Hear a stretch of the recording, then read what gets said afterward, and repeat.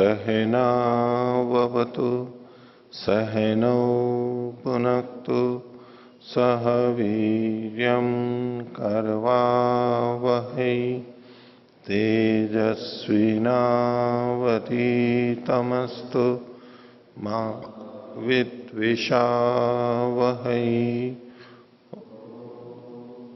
शांति शांति शांति। मीमांसा दर्शन की 268वीं कक्षा। मीमांसा दर्शन के छठे अध्याय का द्वितीय पाठ चल रहा है और इसमें हमने पीछे तीसरे अधिकरण तक देख लिया था। अब आगे चौथे अधिकरण को प्रारंभ करते हैं। पृष्ठ संख्या 1706।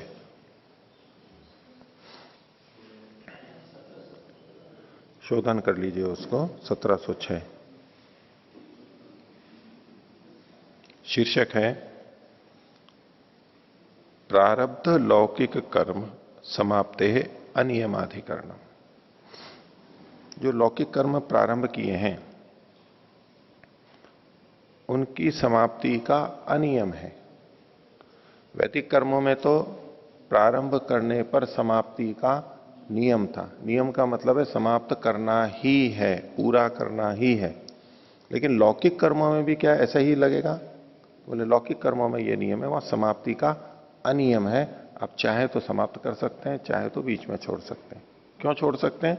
तो या तो इच्छा की पूर्ति हो गई हो, जिस उद्देश्य से कर्म किया जा रहा है वो हमारे को बिना पूरा किए ही अन्य माध्यमों से मिल गया हो, अथवा इच्छा ही समाप्त हो गई हो उस वस्तु की, यानी निमित्त नहीं है, तो फिर वो कर्म भी नहीं होगा, उसकी कोई आवश्यकता नहीं है। ये लौकिक कर्मों में लगेगा। पीछे जो अधिकरण चल रहा था उसमें जब हम सोचने लगते हैं तो हम लौकिक कर्मों की दृष्टि से ही देखते हैं, क्योंकि हम उसी में व्यवहार करते हैं, तो हमें लगता है कि नहीं बीच में छोड़ देना चाहिए। लेकिन वो शास्त्रीय रूप से तो वो पूरे करने हैं और इनको हमें बीच में हम छोड़ सकते हैं। दोनों ही बातें हैं। भाष्य देखिए। केनचित गृहम उपक्रांतम भवति। किसी के द्वारा घर बनाना प्रारंभ किया जाता है। शकटम रथो वा, अथवा छकड़ा या रथ बनाया जाता है, गाड़ी या रथ। तो वीता अस्य फलेच्छा, और अगर उसकी इच्छा समाप्त हो गई, वीत हो गई है, जैसे वीत राग वीत द्वेष बोलते हैं, वीत मतलब समाप्त। वीता अस्य फलेच्छा, इच्छा उसकी समाप्त हो गई। आपनोति वा फलम, अथवा उसने फल प्राप्त कर लिया है किसी तरह से। घर बना रहा है, किसी ने बना हुआ दे दिया या खरीद लिया, बना बनाया तो अब क्यों बनाएगा इत्यादि। हाँ, अब आपनोति प्राप्त कर लेता है। वा फलम तत्र संदेह किम तेन नियोगतः परिसमापयितव्यम उत इच्छया उत्सृष्टव्यम अपीति। क्या उसको निश्चित रूप से नियमतः उन कर्मों को समाप्त करना चाहिए, अथवा अपनी इच्छा से वो छोड़ भी सकता है बीच में। किम प्राप्त। तो पूर्व पक्षी कह रहा है, पूर्व पक्षी पहले की तरह पिछले अधिकरण का जो निष्कर्ष निकला था वो उसके मन में विद्यमान है, स्मृति उसको रहती है, तो वो उसको ज्यों का त्यों लागू करता है। उन्होंने कहा लोके कर्माणि वेदवत अल्प विराम ततो अधिपुरुष ज्ञानम। तो ये जो लोक में कर्म है वो भी वेद के समान ही होने चाहिए। वेद का पूरा भक्त है, जैसे वेद के कर्म है वैसे ही लोक में भी लगने चाहिए। वेदानुसार कर्म करना चाहिए, लोक में भी करना चाहिए। वेद भक्त है ना पूर्व पक्षी। तो लोके कर्माणि वेदवत ततो अधिपुरुष ज्ञानम, बोले इसी से ही जो अधिकृत पुरुष है उसका ज्ञान होता है कि किसने इस कार्य को लिया है, अधिकृत किया है, विशिष्ट है, तो उसका ज्ञान होता है किसने इसको अधिकृत किया था। लोके कर्माणि एवं जातीय कहानी उपक्रम्य परिसमापयी तप्यानी। लोक में भी इस तरह के कर्म जो भी हैं प्रारंभ करके, इस तरह के कर्म मतलब जो भवन शकट रथ आदि जो उदाहरण दिए हैं उनको समाप्त करना चाहिए। यथैव वैदिकानी तथैव तानी नियोगता समापनी, यानी जैसे वैदिक समाप्त करने होते हैं वैसे इनको भी समाप्त करना चाहिए। सिद्धांति पूछता है कुतः, क्यों? बोले ततो अधिपुरुष ज्ञानम। ये अंश सूत्र का अंश है जो कहूं, और इसी को खोल रहे हैं। ततो तत्पुरुष ज्ञानम भवितुमर्हति। अधिपुरुषम में अधि की जगह पर इन्होंने तत् शब्द लिख दिया है। ततः तत्पुरुष ज्ञानम, उस पुरुष का ज्ञान होता है जो पुरुष, जिस पुरुष ने उसको अधिकृत किया है, कर्म को, कर्म के ऊपर है, कर्म को लिया है जिसने, उसका ज्ञान तभी होगा जब वो उसको पूरा करेगा। नहीं तो अधूरा छोड़ देगा तो कौन कहता है कि इसने किया था। काम पूरा करेगा तो उसके साथ उसका नाम जुड़ेगा, हाँ इस व्यक्ति का किया हुआ है ये। कुतः शास्त्रात्, उसके लिए शास्त्र का भी आधार लेने के, शास्त्र के आधार पर। क्यों? आमनायते ही तक्षणाम शास्त्रम, तक्षण आदि के भी शास्त्र कहे गए हैं। तक्षण का मतलब वो छीलना होता है वैसे, क्योंकि लेकिन शकट और रथ आदि जो बनाएंगे तो लकड़ी को चीर चीर के छील छील करके ही तो बनाते हैं। तो अथवा भवन निर्माण के भी जो शास्त्र हैं, शिल्प विद्या आदि, वो सब के लिए शास्त्र हैं। तत्रापि देवता व्यापारो अंगीक्रियते, देवताओं का व्यापार तो वहां भी है। भाई वैदिक कर्मों को पूरा करना क्यों? क्योंकि उसमें देवता सम्मिलित हो चुके हैं, देवता भी हैं, इसलिए आप बीच में नहीं छोड़ सकते। तो ऐसे यहां पर भी देवताओं का अंगीकार किया गया है। क्या? पूर्वस्याम दिशि एता देवता इतरासु एता इति, पूर्व दिशा में ये देव होते हैं, इस अन्य दिशाओं में ये देव होते हैं। तो देवों का कथन तो इन तक्षणादि शास्त्रों में भी मिलता है। यथा शास्त्र कृते देवता व्यापारे उपक्रम्य अपरिसमाप्य माने शिष्ट विग्रहणम एवं इहापि भवितुमर्हति। तो जिस प्रकार से शास्त्र के द्वारा बताए गए देवता के व्यापार में, जो पिछले अधिकरण में था, उसको बीच में छोड़ने पे शिष्ट की विग्रहणा की बात आपने कही थी, शिष्ट लोग उसकी निंदा करते हैं, ऐसा यहां पर भी हो सकता है। यहां भी देवता का कथन है इसी हेतु से। इस पे आगे पूर्व पक्षी और कहता है, अपराधे पीच तही शास्त्रम, और उसमें यदि अपराध होता है यानी त्रुटि होती है किसी भी कार्य को करने में, तो उन शास्त्रों में, वहां पर उन शिल्पियों के द्वारा वहां पर शास्त्र है, मतलब प्रायश्चित का शास्त्र भी है। अपराध के साथ में शास्त्र है, मतलब अपराध के साथ में जुड़ा हुआ कोई प्रायश्चित है, और उसका भी कथन वहां पर मिलता है, इसलिए उसको पूरा करना चाहिए। तेषाम च लौकिकानाम अपराधे तई, तई को खोल दिया इन्होंने, तक्ष भी प्रायश्चित शास्त्रम आमनायते, प्रायश्चित का वचन वहां पर मिलते हैं। कैसे? आरे भग्ने इंद्रबाहुर्बद्धव्य, आरे के भग्न होने पर, वो टूट जाने पर,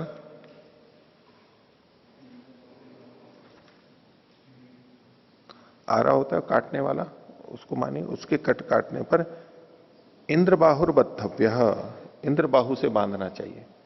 अब ये इंद्रबाहुर्बद्धव्य, ये प्रायश्चित कथन किया। युधिष्ठिर जी ने नीचे लिखा है कि अथर्वेदांतर्गत नीचे सबसे मय आदि की संहिताएं अनुपलब्ध हैं, इंद्रबाहुर्बद्धव्य यह पाठ में उपलब्ध नहीं हुआ, पाठ अशुद्ध प्रतीत होता है, अतः इसका अभिप्राय भी अज्ञात है। तो इसका अर्थ यह लिया जाता है कि गंगा प्रसाद जी ने इसका अर्थ लिया है, उन्होंने लिखा है कि आरा टूट जाए तो इंद्र बाहु नामक गांठ लगाए। इंद्र आरा अगर टूट जाए तो इंद्र बाहु नाम की कोई गांठ है, जोड़ है, उसको करे। और परांजपि जी ने बताया था इंद्र बाहु का मतलब है इंद्रधनुष। धनुष जो होता है ना, इंद्रधनुष, वो बाहु की तरह से होता है, तो इंद्र बाहु मतलब इंद्रधनुष बांधना चाहिए। अब इसको दूसरे ढंग से भी देखते हैं कि आरा अगर टूट गया तो आजकल क्या करते हैं? वेल्डिंग करते हैं, और वेल्डिंग में वहां इंद्र चाहिए या नहीं, विद्युत चाहिए या नहीं? विद्युत के द्वारा, विद्युत का प्रयोग करते हुए उसको जोड़ा जाता है। वो इंद्र की बाहु है, इंद्र के द्वारा बाहु को बद्ध किया जाता है। अगर टूट गया है तो भाई और क्या करेगा, नहीं तो फिर वो इधर उधर हो जाएगा। ठीक है, ये तो एक वैसी ही संगति लगा रहा हूं मैं। इंद्र बाहुर्बद्धव्य, वहां कोई प्रायश्चित कहा गया, मूल बात है प्रायश्चित की, पूर्व पक्षी का सूत्र है। और पायसम च ब्राह्मणों भोजयितव्य, अथवा ब्राह्मण को खीर खिलानी चाहिए। ब्राह्मण को खीर खिलाने से वो कैसे ठीक होगा? भाई ब्राह्मण वो व्यक्ति है जो उसके बारे में जानता है, वो खीर खिलाएंगे तो फिर वो उपाय बताएगा, वो आएगा बताएगा, तो उसको खीर तो खिलानी पड़ेगी, भोजन तो कराना पड़ेगा, उसका पारिश्रमिक है, ये प्रायश्चित के रूप में होगा। इति तो प्रायश्चित्तम च यदि अदृष्टार्थम न शास्त्रादृते। अब पूर्व पक्षी कह रहा है कि अगर ये प्रायश्चित अदृष्ट के लिए है, संभावना में बोल रहा है, प्रायश्चित किसके लिए है? अदृष्ट के लिए, क्योंकि वहां दृष्ट फल दिख नहीं रहा है, ऐसा मान करके कह रहे हैं कि यदि ये अदृष्ट के लिए है तो ना शास्त्रादृत है, वो शास्त्र के बिना नहीं हो सकता है। क्योंकि अदृष्ट फल का कथन हम नहीं कर सकते, हम कल्पना नहीं कर सकते अदृष्ट की। शास्त्र में अगर कहा गया है तो हम अदृष्ट को कर सकते हैं कि हाँ यहां अदृष्ट है, तो इसलिए शास्त्र जरूरी है। शास्त्र को ला करके वहां पर समापनीयम कर्म समाप्त करना चाहिए, इसको सिद्ध करना चाह रहा है पूर्व पक्षी। तो प्रायश्चित्तम यदि अदृष्टार्थम न शास्त्रादृत है, शास्त्र के बिना ये हो ही नहीं सकता है। और अथ प्रसंग परिहारार्थम, और जो प्रसंग का मतलब है दोष, ये जो दोष आया है ऐसा होने पर, आरे के टूटने पर, उसके परिहार के लिए है, यानी दृष्टार्थता है वहां पर, वो दोष दूर हो रहा है, तो ततोपि आदृतम एवं तदिति गम्यते, तब भी शास्त्र का आदर तो हो ही गया कि ऐसा करने पे ऐसा करे, शास्त्र ने बताया ऐसी बाधा आ जाए तो इसको दूर करे। इसलिए चूंकि ये शास्त्र के अनुसार है, इसलिए इसको भी प्रारंभ किया है तो समाप्त करना चाहिए। इस पर सिद्धांति उत्तर दे रहा है 18वां सूत्र, अशास्त्रा तूपसंप्राप्ति ही, अल्प विराम, प्राप्ति ही प जोड़ लेना यहां पर, शास्त्रम स्यात् न प्रकल्पकम, अल्प विराम, तस्माद अर्थे न गम्येत, अल्प विराम, अप्राप्ते व शास्त्रम अर्थवत। बोले अशास्त्रा तू अब संप्राप्ति ही, ये जो घर आदि बनाने की प्राप्ति है ये शास्त्र से नहीं है, शास्त्रीय नहीं है, ये तो वैसे ही प्राप्त हो जाता है स्वभावतः अर्थतः। शास्त्रम स्यात्न प्रकल्पकम, और अगर आप स्मृति से करते भी हो तो इससे शास्त्र की परिकल्पना नहीं कर सकते। स्मृति है तो हम शास्त्र को यानी वेद को भी ले आते हैं, वाक्य कल्पित करते हैं, यहां आप ऐसा वाक्य कल्पित नहीं कर सकते। तस्मात अर्थे न गम्यता, ये तो अर्थतः ही ज्ञात हो जाता है, स्वभावतः ही प्राप्त करता है। अप्राप्ते वा शास्त्रम अर्थवत, अगर कोई चीज प्राप्त नहीं हो रही है, अर्थतः स्वभावतः प्राप्त नहीं हो रही है, ज्ञात नहीं हो रही है, ऐसे में शास्त्र सार्थक होता है। शास्त्र की सार्थकता यही तो है कि हम वैसे जिस चीज को नहीं जान सकते उसको वो बता रहा है, जिस चीज को हम वैसे भी जान सकते हैं उसको यदि शास्त्र बता रहा है तो सार्थक नहीं है, उसका प्रयोजन ही नहीं है वहां पर। इसलिए शास्त्र उन बातों को बताता है जिसको हम स्वभावतः नहीं जान पा रहे हैं, उसमें हमको दिक्कत होती है, कमी रह जाती है, ठीक तरह नहीं जान पाते हैं, उन चीजों को शास्त्र बताता है, अप्राप्त को। भाष्य तो शब्द पक्षम व्यावर्तयति, तो पूर्व पक्ष को तो हटा दिया तू से, अशास्त्रा तु एशाम उपसंप्राप्ति रीति ब्रूमः, ये सिद्धांत कह रहा है कि हम ऐसा क्या मानते हैं, कैसा कहते हैं कि इनकी जो उपसंप्राप्ति है, प्राप्ति है, वो अशास्त्रा है, शास्त्र से इनका कथन नहीं है। घर तो बनाना ही है, रथ जाने के लिए वाहन करना ही है, उसके लिए शास्त्र की जरूरत नहीं है, वैसे भी बनाए जा सकते हैं। स्मृते अस्या शास्त्रम भवता अनुमीयते, मी के ऊपर रेफ है वो हटा लेना।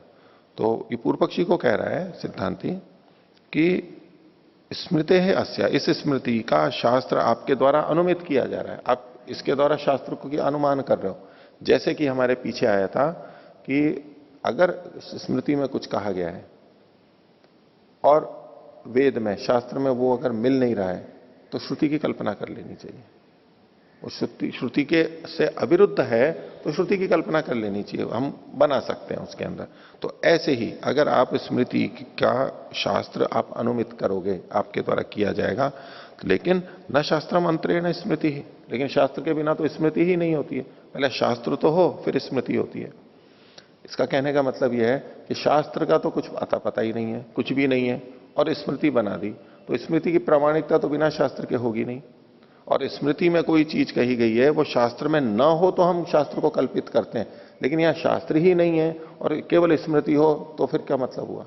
तो पहले शास्त्र होता है, फिर स्मृति होती है, फिर स्मृति में जो चीज कही गई है वो वेदांत शास्त्र के अनुकूल होती है, और अतिरिक्त कहा गया है वो उसके लिए तब हम शास्त्र को कल्पित कर सकते हैं, नहीं तो नहीं कर सकते, शास्त्र ही नहीं है यहाँ तो न शास्त्र मंत्रेण स्मृति न च स्मृति मंत्रेण तक्षणाम ग्रंथ उपपद्यते इति। और यदि स्मृति शास्त्र नहीं है तो तक्षणों का, तक्षण आदि का इनका कोई ग्रंथ उपपन्न ही नहीं होता। यहां पर लिखा है आगे अत्र उच्यते, अत्र की जगह अतः उच्यते कर लीजिए। अत्र उच्यते करेंगे तो पक्ष परिवर्तित हो जाएगा, अतः उच्यते, मीमांसा कोश में अतः ही लिखा हुआ है, तो अतः उच्यते सिद्धांत ही कह रहा है। इसलिए हम ये कहते हैं भवती अत्र स्मृति ही, इसमें ठीक है स्मृति तो होती है, लेकिन कैसी, एवं इदम गृहादि कर्म रमणीयम भवती थी, ऐसा करने पे घर आदि का बनाना सुंदर होता है। रमणीय मतलब रमण करने योग्य, निवास के योग्य, प्राप्त करने योग्य, इच्छा करने योग्य, अच्छा लगने के योग्य, ऐसा ऐसा करोगे तो ये अच्छा होगा। अर्थात घर की, वाहन की प्राप्ति तो अर्थतः ही है, किंतु ये अच्छा कैसे हो ये स्मृति बताएगी, ये कैसे अच्छा हो, ये कैसे सुखदायक हो, ये कैसे स्वास्थ्यकर हो इत्यादि, बाधा नहीं आए। एवं इदम गृहम गृहादि कर्म रमणीयम भवती इति न अस्मात् कर्मणो अदृष्टम किंचिदिति, और इस कर्म से कोई अदृष्ट भी उत्पन्न नहीं होता है। जैसे शास्त्र में कहा बस बनाते हैं तो उसमें हमारी उपयोगिता, सार्थकता, दृष्टार्थता रहती है, उससे कोई पाप और पुण्य नहीं बनता है। घर बनाने में अपने आप में घर बनाने में पाप पुण्य नहीं लगता है, हाँ, उससे कुछ हम हानि कर दें किसी की, वो सब पाप पुण्य अलग होगा। परोपकार कर दें तो पाप पुण्य हो जाएगा, पुण्य बनेगा और पाप बनेगा। लेकिन अपने लिए हमने घर बनाया, उसमें कोई पुण्य वाली बात नहीं है कि कोई अदृष्ट बनेगा हमारा। ठीक है, संस्कार बनेंगे, अभ्यास होगा, हमने ये किया, ज्ञान बढ़ेगा, जो भी है, लेकिन उससे कोई कर्माशय नहीं बनता है। तो नास्मत् कर्मणों अतिष्टम किंचित इति या चासौ रमणीयता सा अंतरेणा भी शास्त्रम शक्या जातुम। और ये जो रमणीयता है और जो शास्त्र से यानी स्मृति से जानी जाती है, वो तो बिना शास्त्र के भी जानी जा सकती है। वैसे ही व्यक्ति देख लेता है, अच्छा ऐसे ऐसे कर लो तो सुंदर बनेगा, अच्छा बनेगा। व्यवहार में यहाँ ये कठिनाई आई, या एक सीढ़ी और बना देनी चाहिए, चढ़ने में दिक्कत होती है, हवा इधर से आती है, धूप ऐसे होती है, ऐसी इतनी बड़ी खिड़की होनी चाहिए, यहां होनी चाहिए इत्यादि। ये रमणीयता जो है वो तो बिना उसके भी कर सकता है व्यक्ति, मतलब शास्त्र अनिवार्य नहीं है यहां पर। ज्ञात्वा च स्मर्यते, और जो भी स्मरण किया जाता है वो जानने के बाद ही किया जाता है। तस्मात न अस्या स्मृते शास्त्रम प्रकल्प्यम, इसलिए इस स्मृति का कोई शास्त्र कल्पित करने की बात नहीं है, उचित नहीं है। तस्मान नेदम शास्त्रोक्तम, और इसलिए ये शास्त्र के द्वारा कहा भी नहीं गया है। शास्त्रोक्ते च सामीकृते त्यक्ते अत्यंतम शिष्टा विगर्हन्ते देवताश्रय च। अच्छा, तस्मान न स्मृते है शास्त्रम प्रकल्प्यम यदि अंतरेण शास्त्रम न प्राप्येता, अगर बिना शास्त्र के प्राप्त न हो, शास्त्र के बिना प्राप्त न हो, ततः शास्त्रम अत्र अर्थवत इति प्रकल्पेत, अगर शास्त्र के बिना इसको किया ही नहीं जा सकता हो, तो जो शास्त्र की कल्पना है वो सार्थक हो जाएगी कि नहीं ये तो आवश्यक था, नहीं तो कोई बात नहीं है। तस्मान नेदम शास्त्रोक्तम, इसलिए शास्त्र के द्वारा नहीं कहा गया है।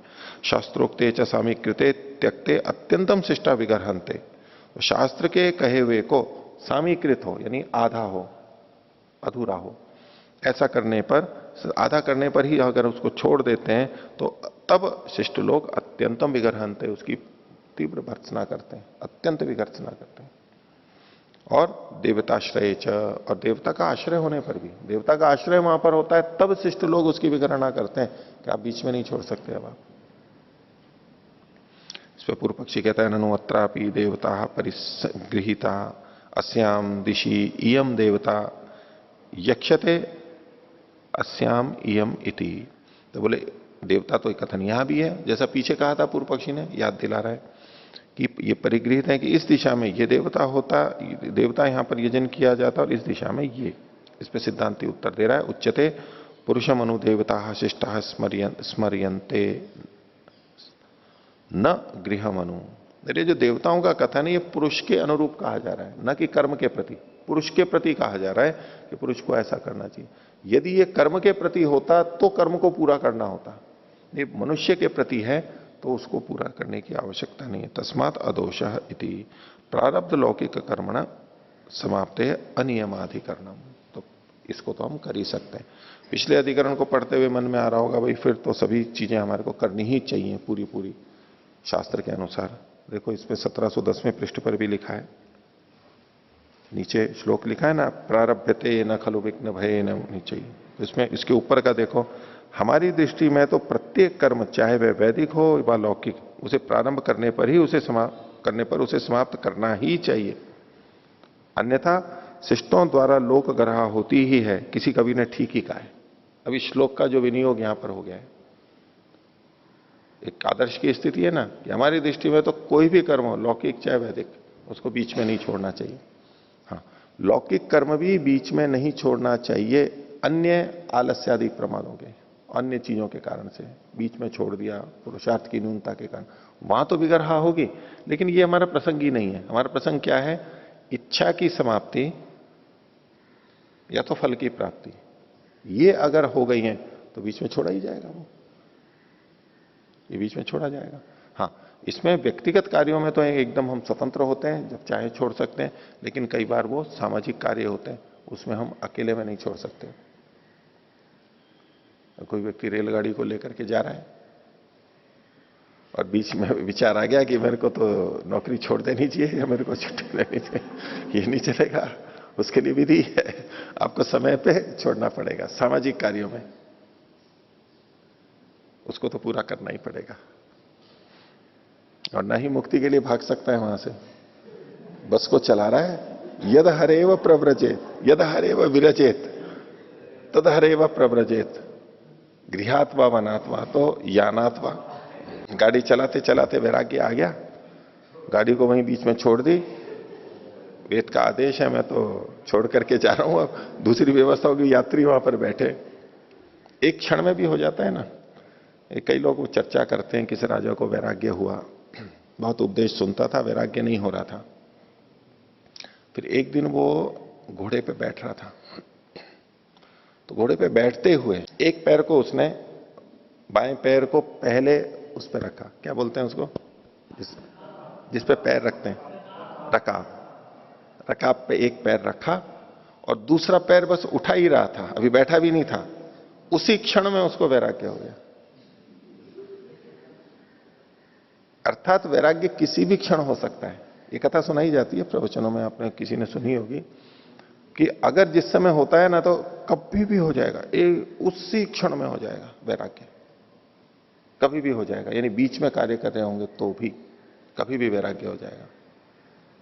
तो ऐसे ही बस आदि चलाते समय तो यद हरेव विरजेत तद हरेव प्रव्रजेत तत्र है।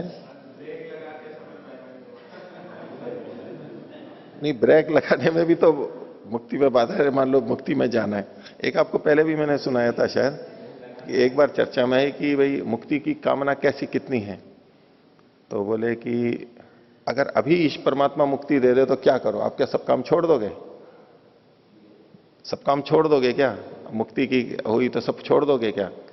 तो वो बताने वाले बता रहे थे कि हां, अगर मैं खाना भी खा रहा हूंगा तो उस ग्रास को नीचे छोड़ करके और बस चला जाऊंगा मुक्ति में, मतलब उस गस्से को भी नहीं खाऊंगा। तो भाई उस घास को भी छोड़ने की क्या जरूरत थी? जो गस्सा था ना, भाई खा रहे थे, मुक्ति परमात्मा ने कहा लो चलो मुक्ति में ले चलते हैं, तो मैं तो उसी समय चला जाऊंगा।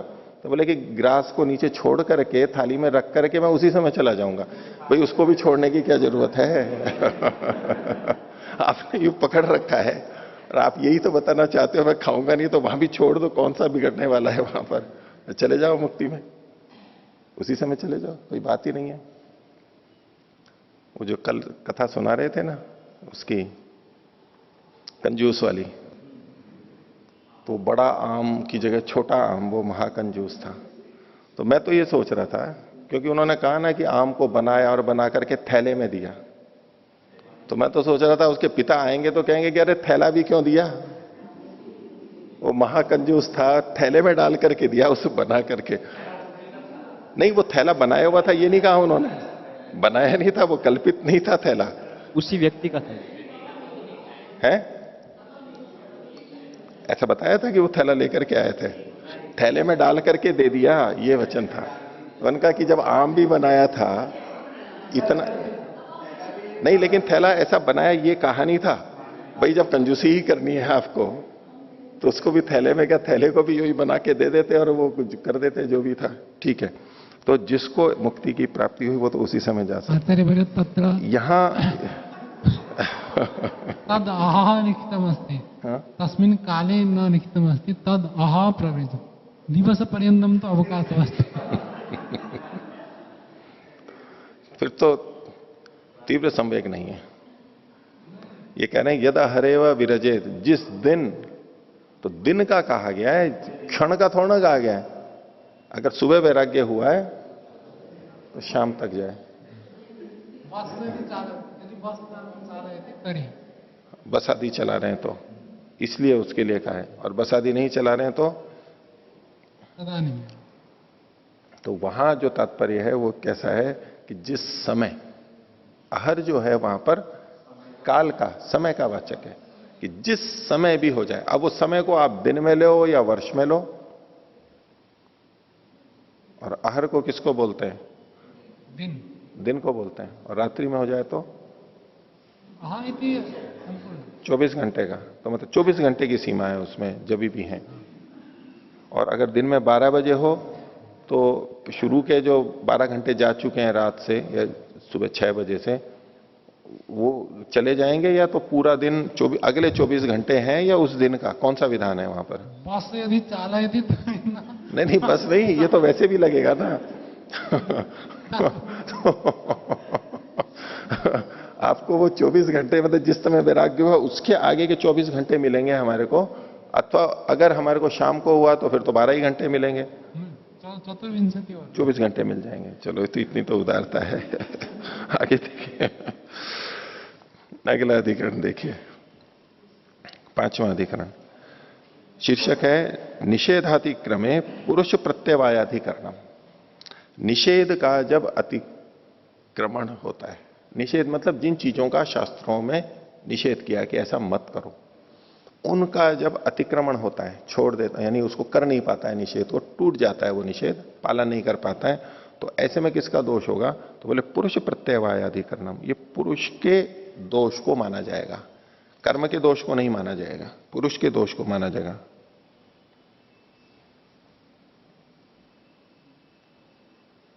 तो पुरुष प्रत्यवाय सब, ये पुरुष प्रत्यवाय का मतलब है प्रत्येक पुरुष का उसमें दोष माना जाएगा, ये सबके लिए लागू है। प्रश्न यहां पर यह उठेगा कि ये निषेध जो चीजें हैं ये केवल कर्म से संबंधित हैं अथवा तो सब मनुष्यों के संबंधित है?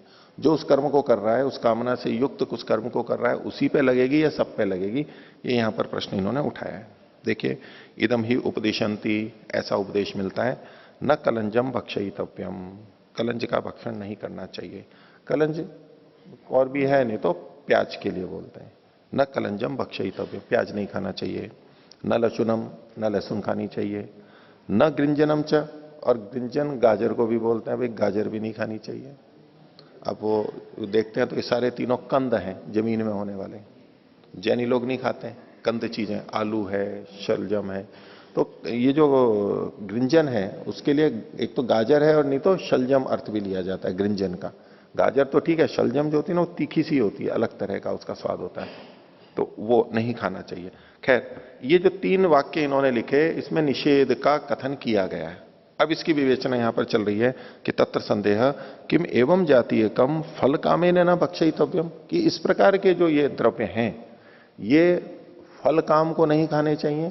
फल काम का मतलब है जिसको किसी फल की कामना है और याग के लिए प्रवृत्त हुआ है। फल कामना के साथ साथ मतलब याग करने वाला, कामना है और याग करने वाला है, क्या उसको नहीं खाने चाहिए? निष्कामेन आद्यम, और जो निष्काम है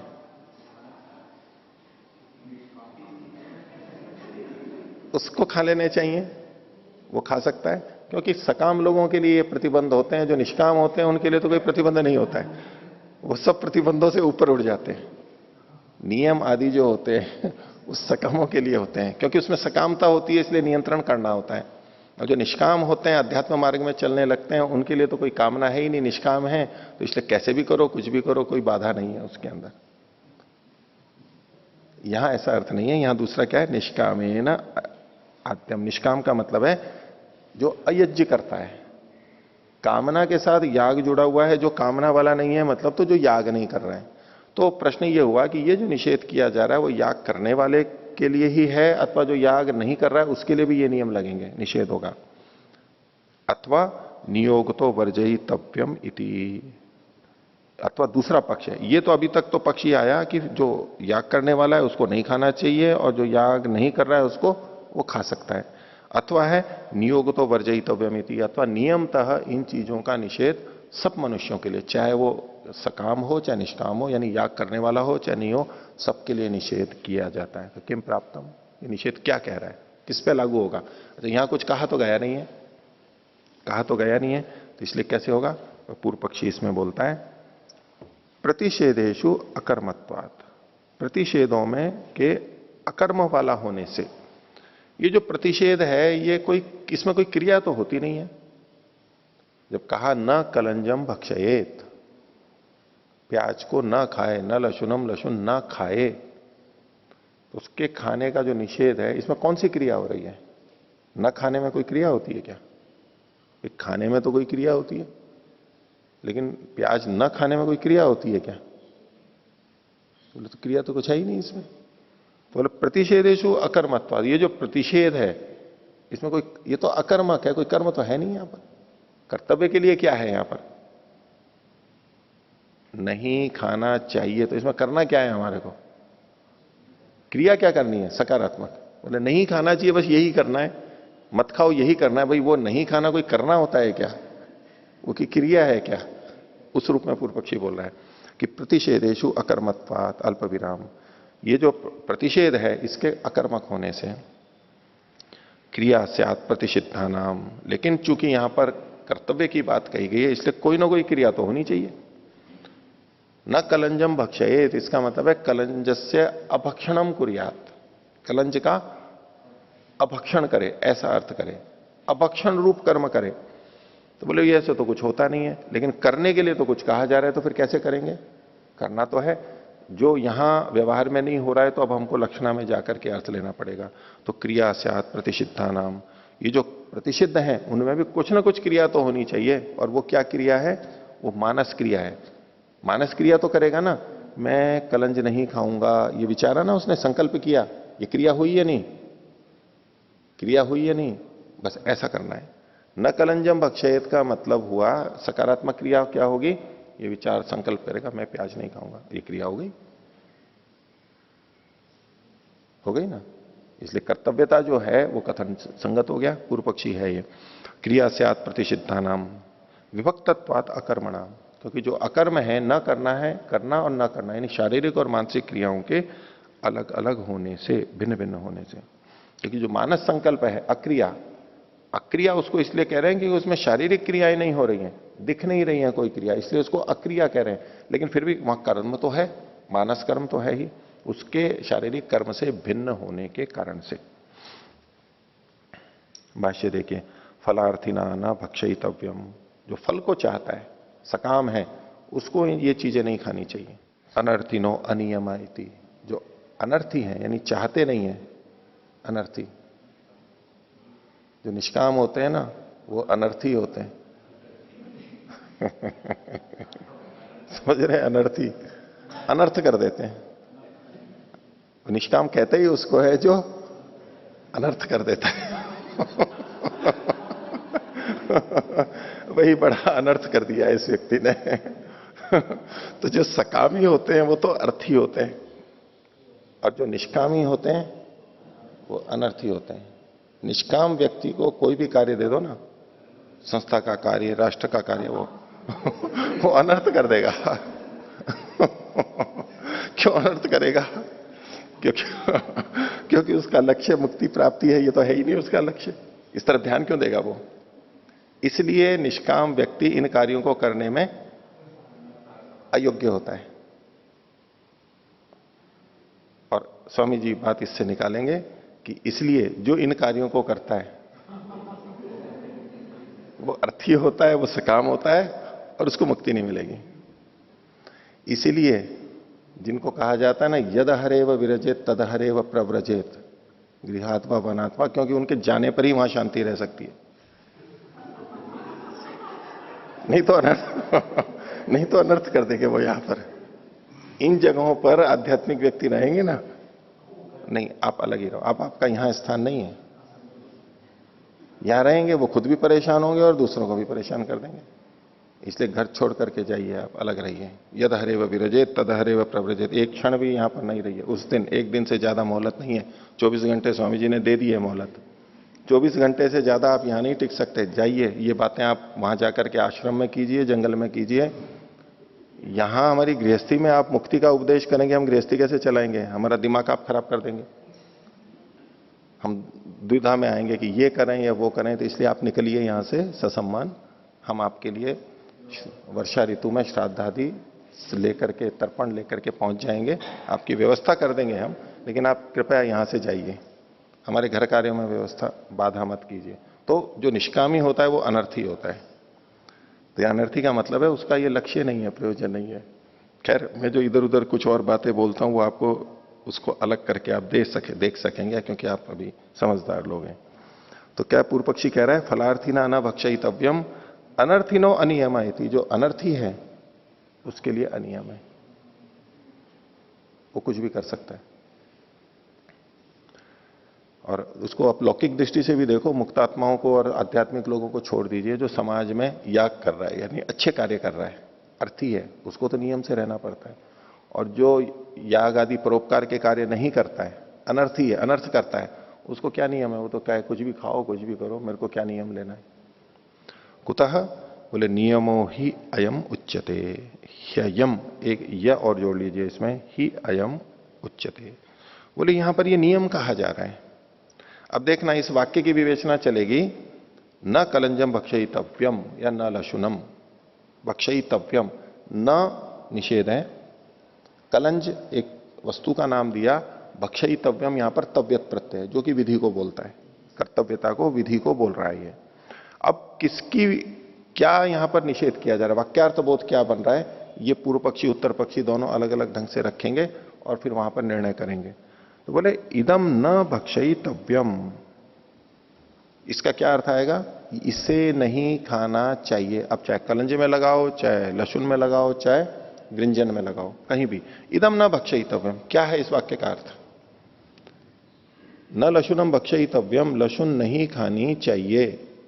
क्या वाक्यार्थ बोध है, इदम न भक्षयितव्यम, ठीक ही कह रहे हैं ना पूर्व पक्षी, ये नहीं खाना चाहिए। इसके निहितार्थ क्या होते हैं देखिए, इदम न भक्षयितव्यम एवं उक्ते ही अयम आपतति, जब ये कहते हैं तो ये अर्थ निकल करके आता है, इदम उक्ते द्वयम आपतति एवं उक्ते द्वयम आपत्ति, दो तरह के अर्थ आते हैं। अब इसमें से ये पहले को कह रहे हैं अभी, क्या, यदि वा अभक्षणम कर्तव्यमिति, अभक्षणम कर्तव्यम, वस्तु को तो नाम छोड़ दीजिए, न भक्षयितव्यम इतने को ले लीजिए, कलंजम लशुनम जो लगाना है लगा लेंगे हर जगह, न भक्षयितव्यम इसका अर्थ क्या है, तो एक तो यह आएगा अभक्षणम कर्तव्यम। देखो न के संदर्भ में व्याकरण वाले तो यहां पर पर्युदास और प्रसज्य प्रतिषेध इसको लगाते हुए चलेंगे, उसी के आधार पर चर्चा चल रही है सारी। देखिए न भक्षयितव्यम, भक्षयितव्यम को यदि हम खोल देते हैं, एक भक्ष क्रिया है और तव्यत प्रत्यय, तो हम क्या करेंगे, भक्षणम कर्तव्यम, भक्षयितव्यम को हम क्या खोलेंगे, भक्षणम कर्तव्यम, ऐसा स्पष्टता के लिए कर लेते हैं। अब न को लेकर के आइए, न को हम भक्षण के साथ में जोड़े हैं अथवा कर्तव्यम के साथ में जोड़े हैं, तो दो तरह से अर्थ हो सकता है। एक तो है अभक्षणम कर्तव्यम, अभक्षण करना चाहिए, कलंज का लशुन का जो भी हो। दूसरा है भक्षणम न कर्तव्यम, अभक्षणम कर्तव्यम और भक्षणम न कर्तव्यम, ये दो तरह से वाक्य यहां बन सकते हैं। निषेध का तो वाक्य सामान्य है, न भक्षयितव्यम, इसके ये दो अर्थ हो सकते हैं, और ये जो वाक्य रचना है इसके तात्पर्य अलग अलग जाएंगे। जब हम अभक्षणम कर्तव्यम ये कह रहे हैं, न को हमने उत्तर पद के साथ में जोड़ दिया, तो ये पर्युदास प्रतिषेध है, और पर्युदास प्रतिषेध में प्रतिषेध दुर्बल होता है, विधि की प्रधानता होती है।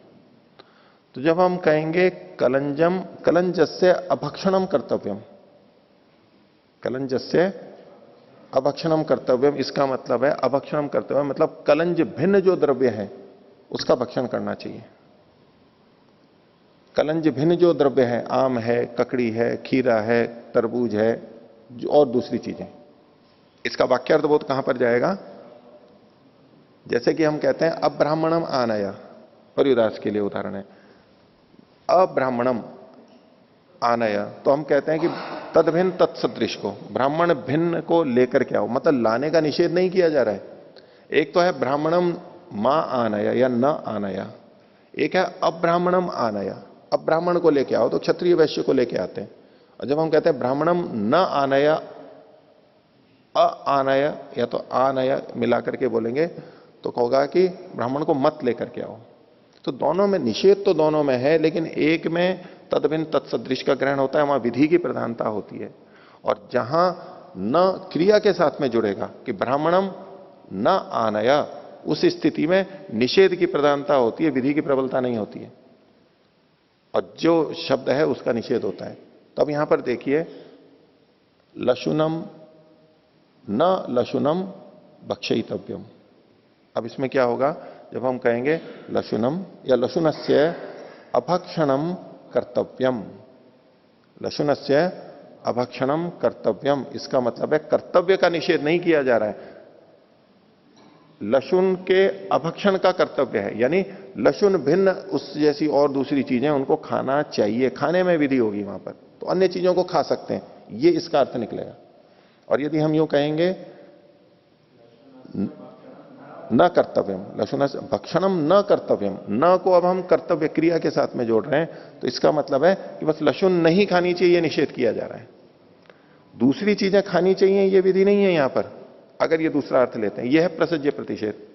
तो पर्युदास में तो लशुन के अतिरिक्त चीजें खानी चाहिए, लशुन आदि से अतिरिक्त, और निषेध जब प्रसज्य प्रतिषेध है उसका मतलब है लशुन आदि को नहीं खाना चाहिए। दो तरह से अर्थ निकलते हैं, बस इसकी विवेचना अभी आगे की जा रही है कैसे होता है ये। तो पहला कह रहा है यदि वह अभक्षणम कर्तव्यमिति, अभक्षण करना चाहिए, या निषेध को भक्षण के उत्तर पद के साथ जोड़ा, यानी पर्युदास प्रतिषेध की बात कर रहा है। यदि वह अभक्षणम कर्तव्यमिति, तो इसके लिए कहेंगे। और दूसरा है यदि वह भक्षणम न कर्तव्यमिति, अभक्षणम कर्तव्यम, अथवा दूसरा क्या बनेगा, भक्षणम न कर्तव्यमिति। अभक्षणम कर्तव्यम और भक्षणम न कर्तव्यम दोनों के अलग अलग अर्थ आएंगे। तो ये जो शास्त्र के वाक्य हैं उसमें दोनों में से कौन सा अर्थ निकल रहा है, ये दूसरी बात हो गई। यदि वह भक्षणम न कर्तव्यमिति। अब इसमें ये पहले की बात कह रहे हैं कि पहले में कैसे होगा, यदि नय विशिष्टम भक्षणम कर्तव्यम इति अभ्युपगम्यते। नय विशिष्टम भक्षणम, भक्षण जो है वो नए से विशिष्ट है, यानी भक्षण का विशेषण बनेगा नय। तो उस ये कौन सा पक्ष है, अभक्षणम कर्तव्यम। जिस समय अभक्षणम कहा हमने, तो ये जो नय आया है ये भक्षण का विशेषण है, भक्षण का निषेध करेगा, और भक्षण का निषेध करते हुए ये तद्भिन्न तत्सदृश का ग्राहक होगा। इसको नहीं खाना है, इससे अन्य चीजों को खाना, इसको छोड़ के अन्य चीजों को खाना है, ये मतलब निकलेगा। छोड़ेगा तो इसको भी, लेकिन अन्यों को खाने की विधि की प्रधानता रहेगी, इसको छोड़ना यहां पर गौण रहेगा। इनके अतिरिक्त को खाए, इसको नहीं खाए, इसको छोड़ करके खाए, ये विधि बनेगी। और एक है कि इनको ना खाए, अन्यों को खाए या ना खाए ये नहीं कहा जा रहा है, इनको ना खाए बस। ये दो तरह से अर्थभेद होंगे। तो देखिए पहले इसको, तो इन्होंने कहा यदि नय विशिष्टम भक्षणम कर्तव्यमिति अभ्युपगम्यते ततो अभक्षणम श्रुत्या तव्यो विदधाति। जब ऐसा हम करेंगे तो जो तव्य है, तव्यत प्रत्यय, कर्तव्यम वाला जो तव्य प्रत्यय है, ये श्रुत्या, श्रुति से अभक्षणम विदधाति, अभक्षण का विधान कर रहा है। तव्यत प्रत्यय श्रुति से अभक्षण का विधान कर रहा है। ऐसे में नय भक्षयति विशेषणम, नय जो है वो भक्षयति का विशेषण बनेगा।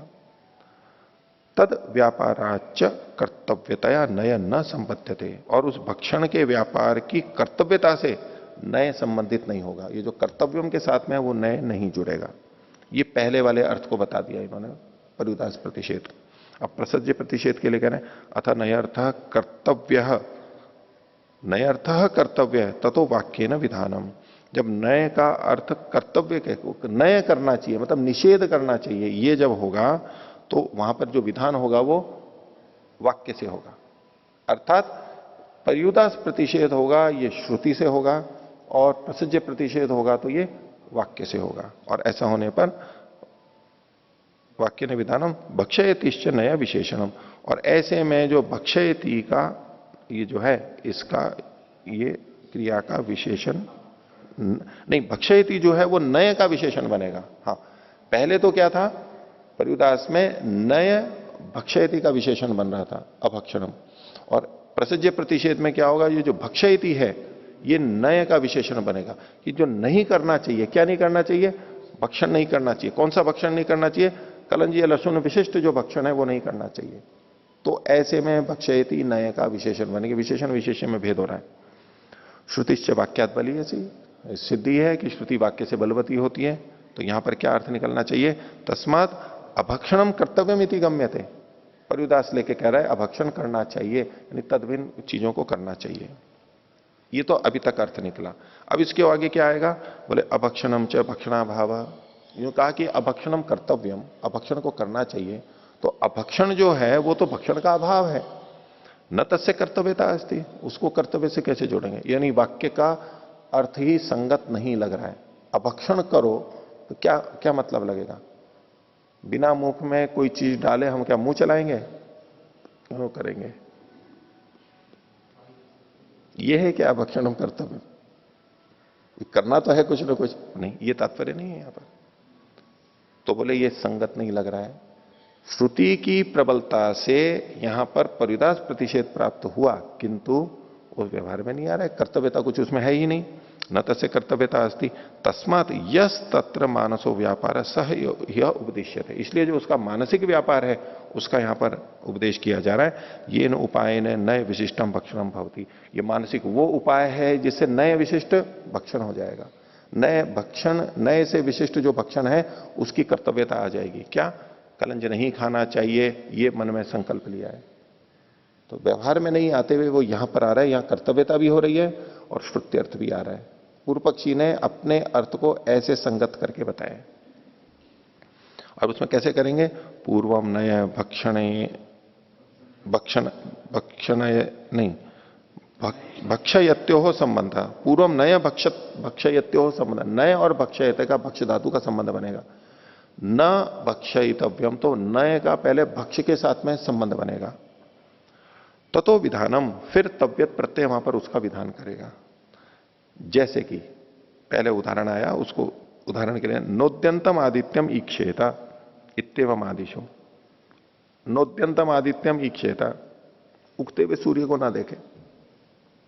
उगते हुए सूर्य को ना देखे, क्या अर्थ है? नोद्यंतम आदित्यम ईक्षेता, उगते हुए सूर्य को ना देखे। अभी कौन सा प्रतिषेध क्यों हो रहा है इसमें? परिदास या प्रसज्य?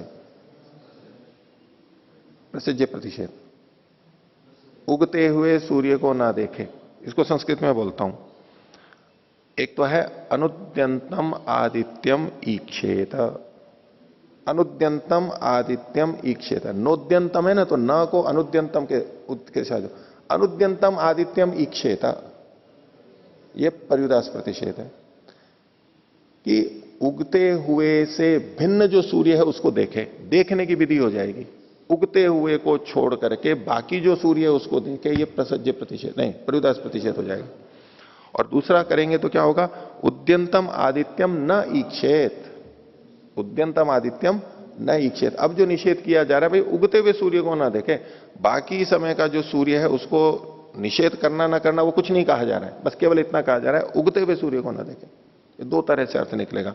तो नोद्यंतम आदित्यम ईक्षेत, तो दिन में सूर्य देख सकते हैं अगर पर्युदास मानते हैं, और प्रसज्य मानते हैं तो बस उगते को ना देखे, इतना ही होगा। लेकिन ये चर्चा हमारी पहले हुई थी। अभी जो यहां पर चर्चा है वो क्या है?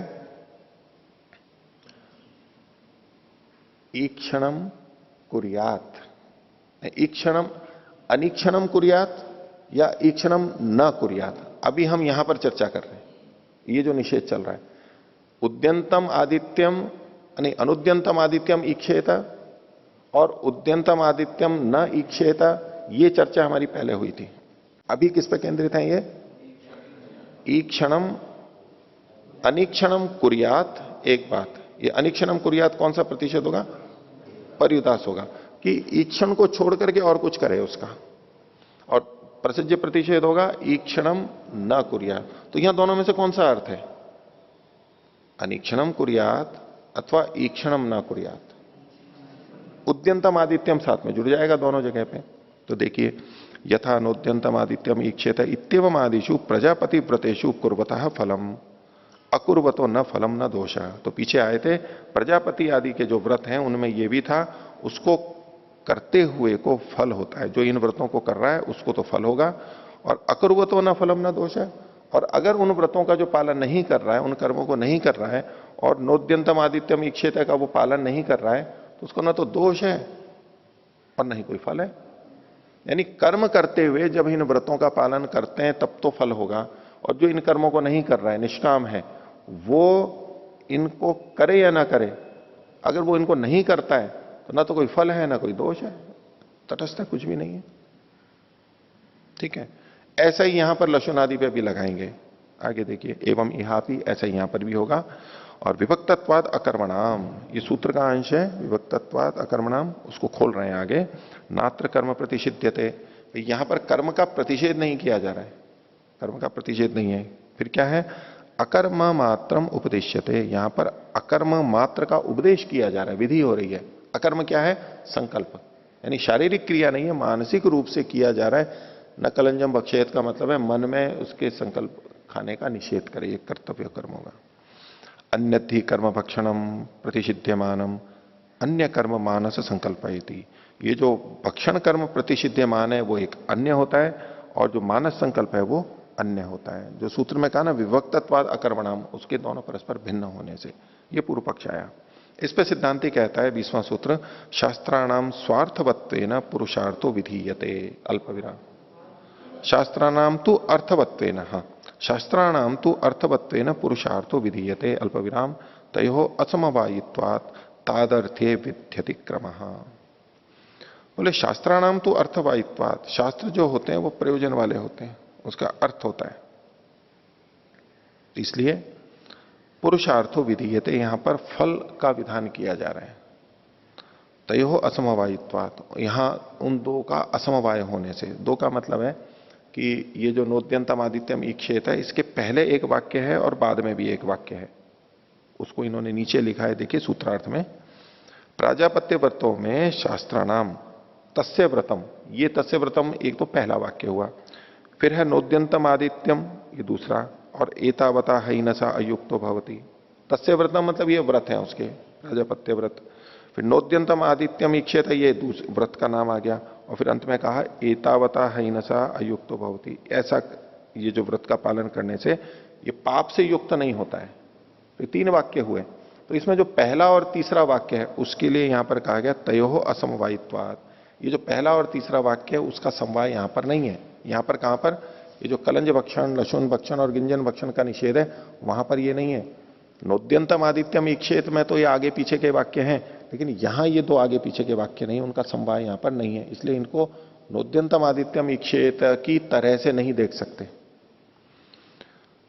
तो तयो असमवायित्वा तादर्थे विध्यति क्रमः, चूंकि ये उसके लिए है तो यहां पर विधि का अतिक्रमण होगा। विधि ना होकर के, देखो विध्यति क्रम का मतलब है विधि ना होकर के यहां पर निषेध होगा। देखो विध्यति क्रमः तादर्थे विध्यति क्रम, विधि का अतिक्रमण होगा। पर्युदास में विधि होती है, निषेध की अल्पता होती है, तो उसका उस विधि का अतिक्रमण होगा, यानी पर्युदास का यहां पर अतिक्रमण होगा और निषेध यहां पर होगा, यानी प्रसज्य प्रतिषेध होगा। पूर्व पक्षी ने पर्युदास लिया था और वहां विधि कर रहा था, वो सिद्धांति कह रहा है यहां विधि का अतिक्रमण होगा, नए का तो अर्थ आएगा, इसका मतलब है प्रसज्य प्रतिषेध होगा, सीधा सीधा शुद्ध शुद्ध यहां पर प्रतिषेध ही होगा। आगे देखिए भाष्य देखिए, उपवर्णना परिहारस्तावद उच्यते। बोले जो उपवर्णना थी, ये जो नोद्यंतम आदित्यम ईक्षेत, पहले उसका उपसंहार करते हैं हम। जो मूल प्रश्न था हमारा लशुन कलंज वाली का, बोले उसको तो बाद में देखेंगे, ये जो आपने बीच में उठा दिया पहले इसको सलटते हैं। तो उपवर्णना परिहारस्तावद उच्यते। बोले युक्तम यत प्रजापति व्रतेषु शास्त्राणाम अर्थवत्वेन पुरुषार्थो विधीयते। बोलो जो प्रजापति व्रत में शास्त्रों के अर्थवत होने से पुरुषार्थ कहा जाता है वो बात ठीक है, मान ली। तत्र नियमः कर्तव्यतया उपदिश्यते, वहां पर ये जो नियम है कि अनिक्षणम कुर्यात, वहां पर क्या है अनिक्षणम कुर्यात, वो नियम वहां पर ठीक है। नियमः कर्तव्यतया उपदिश्यते यश्च कर्तव्य स कल्याणोदय, और जो जो कर्तव्य होता है उसमें वो कल्याणोदय होना चाहिए, कल्याण का उसमें उदय होना चाहिए, तभी तो उसको माना जाएगा कल्याणोदय होगा। यो न कर्तव्य स पापोदय, और जिसके लिए अकर्तव्य का कहा जाता है ये नहीं करना चाहिए, वहां पर उसको करने में पापोदय होता है, उससे बचता है ये। पूर्व पक्षी कहता है कथम पुनः प्रजापति व्रतेषु नियम कर्तव्यतया चोद्यते इति, फिर प्रजापति व्रत में ये नियम जो है कर्तव्य के रूप में कैसे कहा जा रहा है। उच्यते तस्य व्रतम इति प्रकृत्य प्रजापति व्रतानि समाम्नातानि, क्योंकि तस्य व्रतम करके यहां कहा गया तो वही तो व्रत उसको पालन करना है। व्रतम इति च मानसम कर्म उच्यते, और जो व्रत है वो मानस कर्म ही होता है। व्रतेन दीक्षा आपनोति, दीक्षाया दक्षिणाम, व्रत का मतलब यहां पर है मानसिक संकल्प। व्यवहार में जो करते हैं वो तो बाद में उतरता है, व्रत लिया है मैंने इसका मतलब है मानसिक संकल्प किया है मैंने। तो व्रतम इति च मानसम कर्म उच्यते इदम न करिष्यामि इति यह संकल्प, मैं ये नहीं करूंगा, ये जो संकल्प लिया है बस यही व्रत है। तो कथमत तद व्रतम, पूर्व पक्षी पूछता है नोद्यंतम आदित्यम ईक्षेत इति यथा तद ईक्षणम न भवति तथा मानसो व्यापार कर्तव्य, जिससे कि वो ईक्षण न हो ऐसा मानस व्यापार उसको करना होता है, यही वहां पर करनी है। तस्य च पालनम, और उसकी पालना करनी चाहिए होगा। तत्र तस्मात् पुरुषार्थो अस्ति इति अवगंतव्यम, इसलिए वहां पर पुरुषार्थ है यानी फल है ये समझना चाहिए। तथा चैतानि एव प्रकृत्य उच्यते, और उसको प्रकृत करके ही ये वचन तीसरा वचन कहा जाता है, एतावता हैनसा युक्तो भवती थी, कि एतावता कृतेन अयुक्त एनसा भवती थी, कि इसको न करता हुआ, एतावता कृतेन इसके करने से अयुक्त होता हुआ, न जुड़ता हुआ, एनस अयुक्त एनसा पाप से जुड़ता नहीं है। एतावता कृतेन कृतेन अयुक्त एनसा भवती थी।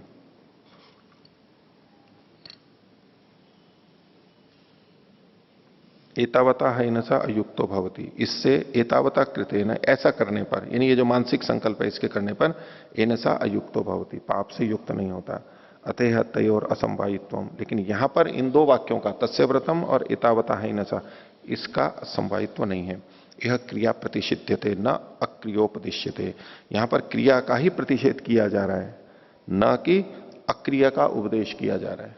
ये दोनों बातें नहीं, यानी यहां पर भक्षणम न कुर्यात, भक्षणम न कुर्यात ये कहा जा रहा है, अभक्षणम कुर्यात ये नहीं कहा जा रहा है। यानी प्रसज्य प्रतिषेध है, परुदास प्रतिषेध नहीं है। न ही कलंजम भक्षयन प्रतिषेध विधिम नातिक्रमति, तो बोले ऐसा नहीं है, दो जगह न है यहां पर, देखिए न ही को अंत में लेंगे तो कलंजम भक्षयन, कलंज को खाता हुआ, प्रतिषेध विधि न अतिक्रमति, प्रतिषेध विधि का अतिक्रमण नहीं करता है, ऐसी बात नहीं है। यानी कलंज को भक्षण करते हुए प्रतिषेध विधि का अतिक्रमण करता है। यह पुनः आदित्यम पश्चन नातिक्रामति विधिम, लेकिन इसमें तो आदित्य को देखता हुआ उसका विधि का अतिक्रमण नहीं करता है। नोद्यंतम आदित्यम ईक्षेता में परिदास प्रतिषेध माना है, तो इसलिए वो अन्य समय में सूर्य को देखता हुआ विधि का उल्लंघन नहीं करता है, निषेध का उल्लंघन नहीं करता है, लेकिन यहां तो कर देगा। नहीं तस्य दर्शनम प्रतिषिद्धम, नोद्यंतम वाक्य से उसके दर्शन मात्र का प्रतिषेध नहीं किया गया था। नियमस्तत्र उपदिष्टा, वहां तो केवल नियम बताया गया था कि उगते हुए को नहीं देखना है। यस्तम नियमम करोति सफलेन संपद्यते पूर्ण विराम, जो उस नियम को करता है वो उस फल से युक्त होता है। पूर्ण विराम के बाद में थोड़ा सा जोड़िए, यह तो प्रतिषिध्यते, यह तो प्रतिषिध्यते छूट गया है, कलंजादि, कलंजादि तो लिखा हुआ है, तो संबद्धते के बाद पूर्ण विराम और फिर लिखिए यह तू प्रतिषिध्यते, लेकिन यहां तो निषेध किया जा रहा है, किसका, को किसका प्रतिषेध हो रहा है, कलंजादि प्रतिषिध्यते, कलंजादि का निषेध किया जा रहा है। अब इस पर पूर्व पक्षी पूछता है कथम अवगम्यते, ये आपने कैसे जाना कि इसका यहां पर निषेध किया जा रहा है। तो सिद्धांति कहता है नात्र तस्य व्रतम इति प्रकृत्य वचनम इति, तस्य व्रतम इसको लेकर के यहां वचन नहीं है। न च न भक्षयितव्यम इत्यस्य मानसो व्यापारो अर्थ, और न भक्षयितव्यम इसका मानस व्यापार भी अर्थ नहीं है। सूर्य वाले में तो था, यहां पर यह अर्थ नहीं है। भक्षयितव्यम इति च भक्षणम कर्तव्यम शब्देन उच्यते, यहां पर भक्षयितव्यम जो कहा जा रहा है तो भक्षण करना चाहिए ये शब्द से कहा जा रहा है। न इति तत्प्रतिषिध्यते श्रुत्यैव, और जब न से उस भक्षण का निषेध किया जा रहा है तो ये श्रुति से ही निषेध किया जा रहा है, सीधे सीधे है। एवं प्रसिद्धो अर्थो अनुगृहीतो भवति, और ऐसा जब हम अर्थ करते हैं तो जो प्रसिद्ध प्रचलित अर्थ है वो अनुगृहित होता है, सीधा सीधा हम अर्थ लेते हैं। इतर्था लक्षणा स्यात्, नहीं तो आपको लक्षणा करनी पड़ेगी। कौन सी लक्षणा, संकल्प रूप लक्षणा करनी पड़ेगी। आगे श्रुति लक्षणा विषय च श्रुतिर न्याय्या न लक्षणा, और श्रुति लक्षणा में श्रुति संगत होती है। तस्मात यह प्रतिषेध उच्यते, इसलिए यहां पर प्रतिषेध किया जा रहा है, विधि नहीं की जा रही है, यानी प्रसज्य प्रतिषेध है। इस पर पूर्व पक्षी कहता है आह, बोले प्रतिषिद्धम नाम दोषो, प्रतिषिद्धम नाम अल्प विराम लगा हुआ है, हाँ, प्रतिषिद्धम नाम दोषो अत्र न श्रूयते, चलो ठीक है यहां पर प्रतिषिद्ध हो, प्रतिषिद्धम नाम हो जाए प्रतिषिद्ध, यहां पर कोई बात नहीं है, लेकिन दोषो अत्र न श्रूयते, यहां तो कोई दोष तो बताया नहीं जा रहा है, क्योंकि प्रतिषेध वो होता है जो पापोदय होता है, यानी उसमें कोई दोष होता है, अगर उस प्रतिषेध ना करें तो कोई दोष होता है, पर यहां कोई दोष तो बताया नहीं जा रहा है। दोषो अत्र न श्रूयते तस्मात् प्रतिषिद्धम अपि अनुष्ठातव्यमिति, इसलिए यहां जो प्रतिषेध किया जा रहा है फिर भी यहां पर अनुष्ठान ही करना चाहिए।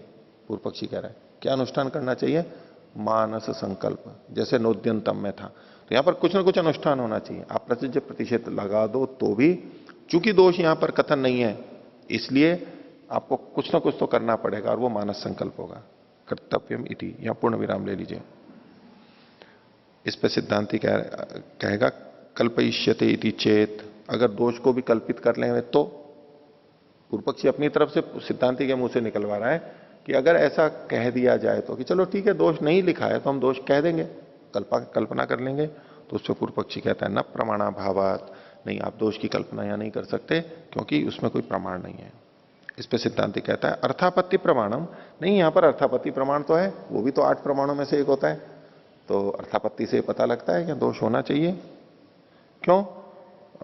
उपदेश वैयर्थ प्रसंगादिति यदि उच्चेता, उपदेश के वैयर्थ के प्रसंग से अगर ये कहा जाए, यानी उपदेश का वचन व्यर्थ हो जाएगा अगर ऐसा आप मानोगे कोई दोष नहीं होगा तो, इसलिए दोष की परिकल्पना करनी चाहिए, अर्थापत्ति से लेते हैं, अर्थापत्ति भी एक प्रमाण है। इसमें पूर्व पक्षी कहता है नहीं तदेवम, बोले व्यर्थो ही उपदेशो अज्ञानात् संभवती, अल्प विराम। बोले कि ये जो उपदेश है वो अज्ञान से व्यर्थ भी होता है। सिद्धांति ये कह रहा था कि उपदेश व्यर्थ हो जाएगा इसलिए दोष तो मानना ही पड़ेगा भले ही दोष नहीं लिखा है। बोले नहीं, अज्ञान से भी तो उपदेश होते हैं, गलत भी तो उपदेश हो जाते हैं, तो गलत उपदेश होते हैं वो व्यर्थ ना हो उसकी चिंता हम क्यों करें, गलत है हटा दो उसको। तो व्यर्थो ही उपदेशो अज्ञानात् संभवती तस्मात् न कल्प्यो दोष इति, तस्मात् इसलिए कल्प्य दोष, कल्पित दोष हो जाएगा ऐसी बात नहीं है। ये कल्प्य दोष कहा था, सिद्धांति के मुंह से निकलवाया था कि हम दोष को कल्पित कर लेंगे, तो उसका निषेध कर रहा है पूर्व पक्षी, यहां दोष कल्पित आप नहीं कर सकते हो। उच्चते, अब ये सिद्धांति बोल रहा है, उच्चते सत्यम न कल्पनीय है, ठीक है दोष कल्पना के योग्य नहीं है, कल नहीं कल्पित करेंगे, किंतु क्लिप्ता एवं, वो तो सिद्ध ही है, कल्पित नहीं करेंगे सिद्ध ही है। पूर्व पक्षी कहते कथम, बोले अनंतरम एव एनम शिष्टा वर्जयेयु पतितः कर्म फलेभ्य इति वदंता, बोले इसके जैसा ही ये करेगा तो उसके अनंतर ही शिष्ट लोग इसको निषेध करेंगे, वर्जना करेंगे उसकी, क्या पतितः कर्म फलेभ्य इति वदंता, पतितः कर्म फलेभ्य, इसको विपरीत अल्पविराम में ले लीजिए, ये अपने कर्मफल से च्युत हो चुका है, यानी कर्म करते हुए उसने प्याज लहसुन खा लिया तो कहेंगे ये अपने फल से च्युत हो चुका है, करता रहे कर्म, वो गया काम से, विग्रह ना कर देंगे। तो बोले इसके लिए कल्पित करने की जरूरत ही नहीं है, तो क्लिप्त है, शिष्ट लोग कह देते। और महान शिष्य दोषो यत शिष्टा वर्जयंती, अगर शिष्ट लोग हमारे को निषेध करते हैं तो ये बहुत बड़ा दोष है, सामान्य दोष नहीं है। तस्मात् नियोगतः कलंजादि ना भक्षयितव्यमिति, इसलिए प्रत्येक को कलंजादि नहीं खाना चाहिए। यथा, जैसे कि उदाहरण दे रहे, न सर्पायांगुली न सर्पायांगुली दत्यात, न सर्पाय अंगुली दत्यात, सर्प के लिए अंगुली नहीं देनी चाहिए, सांप के मुंह में अंगुली नहीं डालनी चाहिए, जैसे ये कहे तो तत्र दोष दर्शनात् नियोग तो न सर्पाय अंगुलिर दीयते, वहां दोष को देखते हुए नियोगता प्रत्येक के लिए लागू होगा कि उस सांप के मुंह में अंगुली नहीं देनी चाहिए। कंटको वा न पादे न अधिष्ठीयते, और जो कांटा है वो पैर से अधिष्ठित नहीं किया जाता, यानी कांटे पे पैर नहीं रखा जाता है जानबूझ के। जब ये है तो ये तो सबके लिए ही है, किसी एक के लिए थोड़ा है कि वो चाहे सकाम हो चाहे निष्काम हो, ये तो सबको ही करना पड़ेगा। निष्काम लोगों को थोड़ी छूट मिल रही थी कि चलो छोटे, नहीं सबको करना पड़ेगा ये तो इस प्रकार से निषेधातिक्रम है, निषेध के अतिक्रम में पुरुष प्रत्यवाय अधिकरण, पुरुष मात्र का प्रत्यवाय यहां पर माना जाएगा, निषेध माना जाएगा। अगला अधिकरण छठा, स्मार्तादीनाम अपि उपनयनोत्तर काल कर्तव्यत्वाधिकरणम, जो स्मार्त कर्म है वो कब से करने चाहिए, तो उसके लिए सिद्धांत दिया उपनयन के बाद में करने चाहिए। ये जो कोई जो होता है वो 8, 11, 12 साल में, ब्राह्मण के लिए 8 का विधान है, क्षत्रिय के लिए 11 का, वैश्य के लिए 12 का, अधिकतम अंतिम सीमा है ये। तो उपनयन जब करवा दिया उसके बाद से ये कर्म करने का अधिक अनुष्ठान का प्राप्त होता है, जन्म से ही नहीं होता है। इसको आप उस संदर्भ में भी देखिएगा कि एक प्रश्न उठता रहता है कर्मफल के संदर्भ में कि हमारा कर्माशय कब से बनना शुरू होता है। जन्म लेते ही शिशु का 1 महीने का, 2 महीने का, साल भर का, 2 साल का, 5 साल का कब होता है शुरू, कर्माशय बनना कब शुरू होता है उसको। हाँ, तो महर्षि दयानंद ने पुनः प्रवचन में वो 5-6 साल का भी थोड़ा समझदार हो जाता है तब बनना शुरू होता है, वो उसी तात्पर्य में कि उपनयन के बाद में या कर्म के संदर्भ में तो है, अर्थात जन्म से नहीं होता, ये देख बात है मूल। तो वो लगभग 5-6 साल का जो होता है तब अब वो कुछ गलत कार्य करता है तो कर्माशय बनना शुरू होगा। उससे पहले है उसमें उसका कर्माशय नहीं बनता है, उसको थोड़ा सा जोड़ सकते हैं। भाष्य देखिए, यह स्मार्त पदार्थ उदाहरणम, स्मार्त पदार्थ बताए गए हैं क्या? प्रत्युपस्थित नियमा च आचारा, प्रत्युपस्थित के नियम। प्रत्युपस्थित नियम मतलब खड़े होने के नियम, वे कब खड़ा होना चाहिए, और खड़ा होना या अनुगमन करना, आचार आदि जो है वो। खड़े होने के भी नियम होते हैं ना, कि कब खड़ा होना चाहिए कब नहीं होना चाहिए। आगे, गुरुर अनुगंतव्यो अभिवादयितव्यश्च, गुरु का अनुसरण करना चाहिए। इसका मतलब है एक तरह कि गुरु जैसा कहे, गुरु जैसा करे वैसा करना चाहिए। ये मतलब नहीं यहां पर कि अगर यात्रा चल रहे हो तो गुरु के पीछे पीछे चलना चाहिए। अभिवादयितव्यश्च, और उसका अभिवादन करना चाहिए। वृद्धवयः प्रत्युत्थेय सम्मंतव्यश्च इति, वृद्धवयः एक वचन है ये, जो बड़ी आयु वाले हैं वो प्रत्युत्थेय होते हैं, यानी उनके आने पर हमें खड़ा होना होता है, और सम्मंतव्यश्च इति, और उनका सम्मान करना चाहिए। तत्र संदेह इसमें है कि किम जात मात्राणाम इमे पदार्था उत उपनीतानाम इति, ये जो उत्पन्न होते ही बच्चे हैं उन पे ये नियम लागू होंगे, अथवा जिनका उपनयन हो गया है उन पे नियम लागू होंगे। तो बच्चों पे ये नियम लागू नहीं होता है कि स्वामी जी पहुंचे और बच्चों को भी खड़ा होना है वो खड़े नहीं होते हैं तो कोई बात नहीं है, वो अभिवादन नहीं करते हैं तो कोई उसको पाप नहीं है, दोष नहीं माना जाता है। ठीक है, माता पिता करवाते हैं, अभ्यास करवाते हैं, वो अलग बात है, लेकिन तब तक उसको कोई दोष भी नहीं मानता है कि उसने नहीं किया हो। और बाद में, लेकिन बड़ा होने के बाद में उपनयन हो गया, फिर वो अगर अभिवादन नहीं करता है तो उसको कहा जाता है कि नहीं आप गलत कर रहे हो, करना चाहिए। आगे, तो इसमें पूर्व पक्षी कहता है 21वें सूत्र में, तस्मिस्तु शिष्यमाणानी जननेन प्रवर्तेरन, तो चूंकि ये सबके लिए उपदेश किए गए हैं इसलिए जन्म से ही लागू होने चाहिए। नियमों के प्रति कितना कट्टर है पूर्व पक्षी वो कट्टरता बहुत आ जाती है कई बार कि नहीं यही होना चाहिए, ऐसे ही होना चाहिए। आदर्शवाद के अंदर वो संतुलन नहीं रहता है कि कहां लगेगा और कहां नहीं लगेगा। तो देखिए, अविशेषोपदेशा जात मात्रा नाम, बोलिए जो उपदेश दिए गए हैं ये थोड़ा ना कहा गया है कि इसको करना चाहिए इसको नहीं करना, कोई सीमा तो बताई नहीं गई। इसलिए जन्म मात्र से अभिवादन आदि नियम लागू होने चाहिए। कुतः पुरुषे ते शिष्यंते, ये पुरुष में कहे गए, पुरुष का मतलब है मनुष्य, मनुष्य मात्र में कहे गए। जात मात्रश्च पुरुषो भवति, जो जो उत्पन्न हुआ है वो पुरुष होता है, स्त्री नहीं होता। देखो, उनको पता भी नहीं था कि उत्पन्न होने के बाद भी कोई स्त्री भी होती है कोई पुरुष भी होता है। जैसे जात मात्रश्च पुरुष, जो उत्पन्न हुआ है वो पुरुष ही होता है, स्त्री तो बाद में बनती है वो। ऐसा मतलब नहीं है यहां पर कोई वाक्य रचना को लेकर के कोई कहने लगे कि उत्पन्न तो सब पुरुष ही होते हैं और कुछ दिनों के बाद में वो स्त्री होती है। तो इसमें है कि पुरुष का मतलब है मनुष्य, जो मनुष्य उत्पन्न मात्र है। तो तस्मात जात मात्रा नाम इमे पदार्थ है, इसलिए ये जो सारे कर्म है पदार्थ जात मात्र पे लागू होते हैं। हाँ बोलो। हाँ, जिस तात्पर्य से कह रहे हो वही अर्थ लेना चाहिए, वही लेना चाहिए। आप यहाँ मनुष्य मात्र अर्थ नहीं कर सकते, क्योंकि मीमांसक जो भी कर्मकांडी मीमांसक कुछ भी ले लो, वो पुरुष के लिए उपनयन संस्कार बच्चा के ही मानते हैं, तो इस प्रकार हम लेना चाहिए। तो जाता मात्र पुरुष मतलब वहां शिशु को लेके ही चल रहे हैं। अच्छा ये बताओ, चलो उपनयन का तो हो गया, ऐसा वो मानते हैं तो वक्ता का अभिप्राय है, हम तो दोनों को मानते हैं और पुरुष का मतलब दोनों का ग्रहण होगा। अब ये जो अभिवादन है, वृद्धों के आने पर खड़ा होना है, ये केवल पुरुषों के लिए नियम है क्या, या महिलाओं को भी खड़ा होना चाहिए? या आप इससे ये निकालोगे कि जब बड़े लोग आते हैं तो पुरुषों को तो खड़ा होना चाहिए, महिलाओं को खड़ा नहीं होना चाहिए, और गुरु के पीछे पीछे चलना चाहिए तो केवल पुरुषों को ही गुरु के पीछे पीछे चलना चाहिए, और जो महिलाएं हैं उनको गुरु के आगे आगे चलना चाहिए? नहीं, इसका तो अथवा महिलाएं गुरु ही नहीं बना सकती, प्रसंग ही नहीं उठता है कि पीछे चले, क्योंकि उनको पढ़ने का ही अधिकार नहीं है। अब कहां कहां उसको जाओगे? ठीक है चलो, तो जो पुरुष का अर्थ मैं मनुष्य लेकर के चल रहा हूं, यहां पर सभी के लिए लागू होगा। एवं प्राप्ते ब्रूमा अपिवा वेद तुल्यत्वाद उपाये न प्रवर्तेरन, बोले ये जो वेद के तुल्य होने से, उपाय न मतलब उपनयन से ये प्रवृत्त होने चाहिए। ये जो नियम आदि जो हैं ये वेद के तुल्य हैं, वेद में जैसे निर्देश किए हैं वैसे ही ये हैं, तो उपनयन के बाद में होने चाहिए। जैसे वेदोक्त कर्म उपनयन के बाद में लागू होते हैं, ऐसे ये जो शिष्टाचार के कर्म हैं ये भी उपनयन के बाद में बच्चे बच्चियों पर लागू होंगे। भाष्य देखिए, अपि वा इति पक्ष व्यावृत्ति, पक्षी को हटा रहे हैं। उपायन प्रवर्तेरन, उपनयन के बाद में लागू होंगे। उपनयन सह प्रवर्तेरन, उपनय के साथ साथ ये चलते हैं।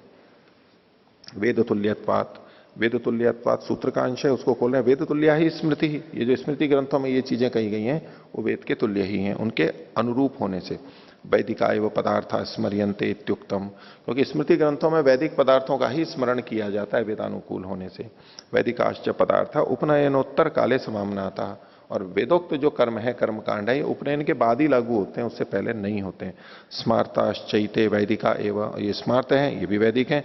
तस्माद उपनयनोत्तर काला एवं एते इति, उपनयन के बाद में ही ये किए जाने चाहिए। ये अग्नि अधिकरण हो गया। अब आपका ये पूरा तो होगा नहीं अब, ठीक है, तो इतना ही रख लेते हैं। तो इसमें कुछ चीजें जो हैं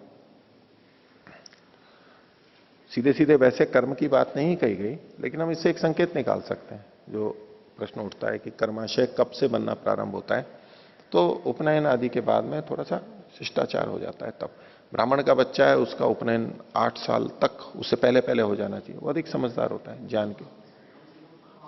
कम से कम 5 और अधिक से अधिक 8। हाँ, तो 5 का तो होगा ही, और क्षत्रिय का है 8 तक नहीं हुआ तो वो 11 तक के कर सकता है, वैश्य का 12 तक का भी कर सकता है, उसमें थोड़ी शिथिलता होगी। ब्राह्मण का बच्चा यानी शिक्षक का बच्चा, अध्यापक उपदेशक का बच्चा अगर होगा, वो अगर नहीं सीख रहा है तो जोश माना जाएगा, उसको तो जल्दी सीखना चाहिए। क्षत्रिय और वैश्य का थोड़ा देर से सीखे तो चल सकता है कि भाई चलो ठीक है, क्षत्रिय का बच्चा है, चलो वैश्य का बच्चा है, ब्राह्मण का बच्चा